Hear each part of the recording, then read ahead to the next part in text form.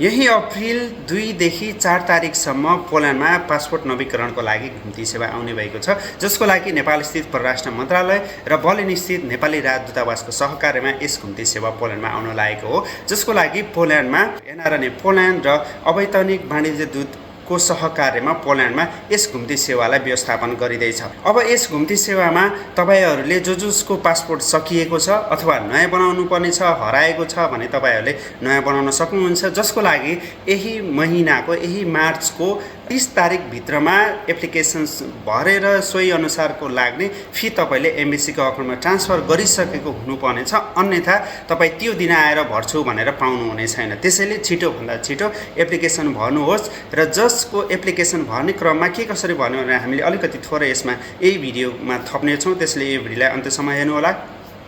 र अन्य फर्दर जानकारीहरू चाहिएको खण्डमा एनआरएनए पोल्यान्डको पेजलाई फलो गर्नुहोला, किनकि सम्पूर्ण इन्फर्मेसनहरू अब पोल्यान्डमा कहाँ हुने, लोकेसन कहाँ हुने, कहाँनिर हुने, कति बजेदेखि कति बजेसम्म त्यो सञ्चालन हुने, के चाहिने, के गर्नुपर्ने भनेर सबै जानकारीहरू एनआरएनए पोल्यान्डको पेजबाट आउने भएको हुनाले तपाईँहरूले सम्पूर्णले त्यो एनआरएनको पेजलाई फलो गर्नुहोला। कसरी भर्ने भनेर यदि तपाईँहरूलाई कन्फ्युजन छ भने थोरै अलिकति मैले यसमा स्क्रिन सेयर गर्नेछु है त।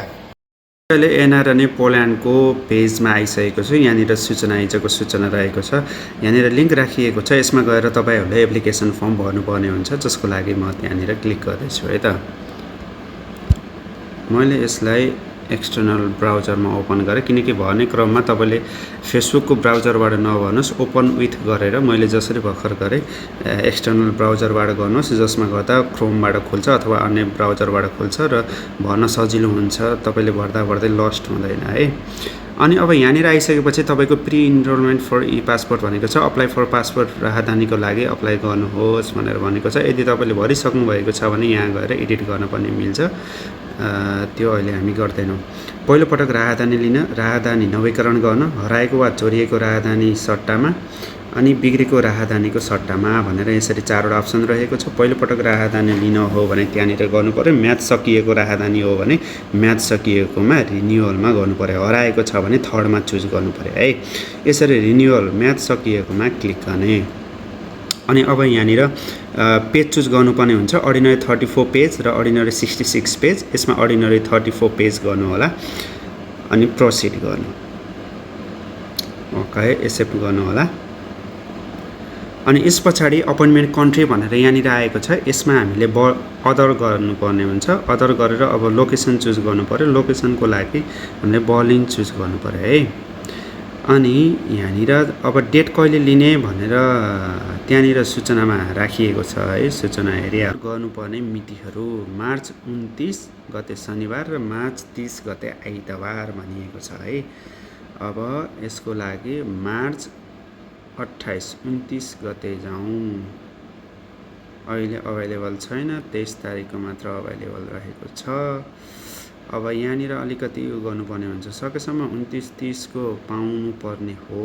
यदि 29-30 को पाएन भनेदेखि अब अहिले करेन्ट सिचुएसनमा 29-30 को अभाइलेबल छैन हैन। सो अब वेट गर्नु होला, त्यो दिनमा पाइयो भने, यदि नपाइएको केसमा अरू डेट भए पनि चुज गर्नै पर्ने हुन्छ। सो अहिलेलाई चाहिँ अब त्यो नगरौँ।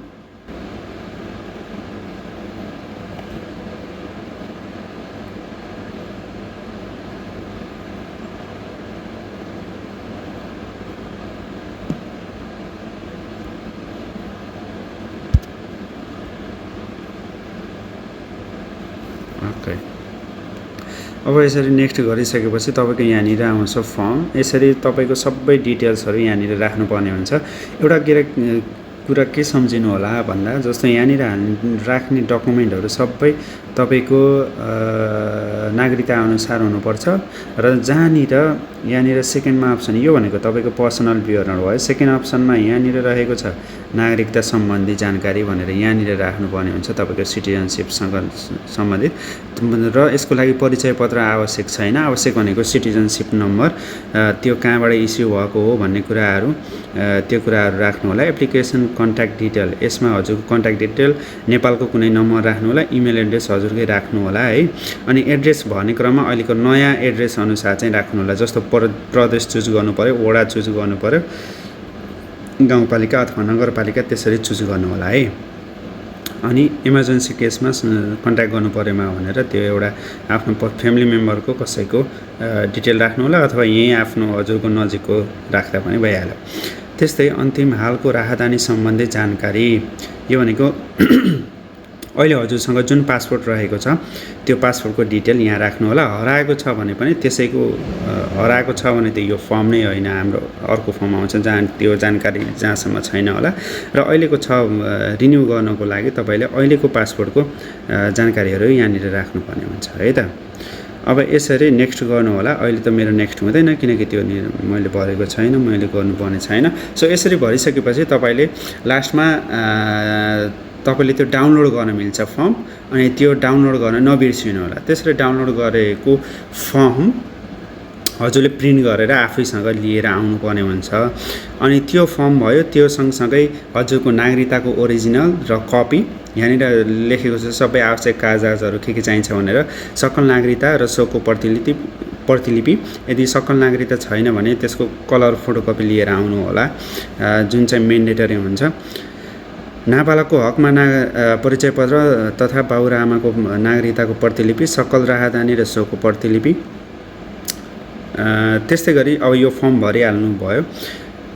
मेन भनेको अब यसको लागि चाहिने फी हजुरले सबमिट गर्नुपर्ने हुन्छ। त्यो फीको लागि जस्तो 34 पेजको लागि 120 युरो, 10 वर्ष मुनिका बालबालिकाको लागि 110 र हराएको छ भने 180 युरो। यदि हराएको भने 180 युरो लाग्छ, बढी लाग्छ। र यहाँनिर खाता पनि राखिएको छ, अकाउन्ट डिटेल राखिएको छ। त्यो अकाउन्ट डिटेलमा हजुरले आफ्नै यहीँ पोल्यान्डमा हुनुहुन्छ भने पोल्यान्डकै ब्याङ्कबाट सबै ब्याङ्कको एप्लिकेसनबाट तपाईँले पठाउन सक्नुहुन्छ। ब्याङ्कभित्र जानुभयो भने त्यहाँनिर पेमेन्ट भन्ने अप्सन हुन्छ। त्यो पेमेन्ट भन्ने अप्सनमा न्यू ट्रान्सफर भयो हैन, डोमेस्टिक भयो, फरेन भयो, between your own account, bleak, schedule, यसरी विभिन्न अप्सनहरू हुन्छ। यसमा चाहिँ तपाईँले गर्नुपर्ने हुन्छ डोमेस्टिक होइन, हामीले फरेन गर्दैछौँ हैन, त्यो भएको हुनाले फरेनमा जानु होला। यहाँनिर receipt name, account number, destination country, यहाँनिर डेस्टिनेसन कन्ट्रीमा हामी जर्मन चुज गर्नु पर्यो अथवा तपाईँले सिधै अकाउन्ट नम्बर हान्नुभयो भने पनि तल अटोमेटिकल्ली जर्मनी भनेर देखाउँछ। अनि हामीले अमाउन्ट कति हो त भनेर यहाँनिर हाल्नु पर्यो। हामीले पठाउनु पर्ने पिएलएन हान्नुभन्दा पनि हामीलाई युरो पठाउनु पर्ने होइन, 120 युरो। हामीले यसरी 20 युरो हानिसके पछाडि यता अटोमेटिकल्ली पिएलएन कति हुन्छ भनेर त्यहाँ देखाइहाल्छ। अनि एक्सचेन्ज रेट यतिले देखाएको छ। अनि यहाँनिर तपाईँले स्विफ्ट कोड हान्नु होला। अनि डिस्क्रिप्सन के को लागि आफ्नो नाम र पासवर्ड रिन्युअल अथवा पासवर्ड लस्ट भनेर त्यसरी डिस्क्रिप्सनमा राख्नु होला। अनि कन्टिन्यू गर्नुहोस्। त्यस पछाडि तपाईँले पेमेन्ट इजिली गर्न सक्नुहुन्छ है त। यसरी गर्नुभयो भने तपाईँले अनि 2 देखि 4 तारिक भनिएको छ। अब त्यो डेटमा पनि जहाँसम्म लाग्छ फर्मको कसले कतिले भन्नुहुन्छ त्यसको आधारमा एउटा सर्टेन लिस्ट बनाएर यो दिने यतिदेखि यति भनेर त्यो सूचना पक्कै पनि आउनेछ। त्यो चिजलाई फलो गर्नु होला है त। हस्, थ्याङ्क यू सो मच।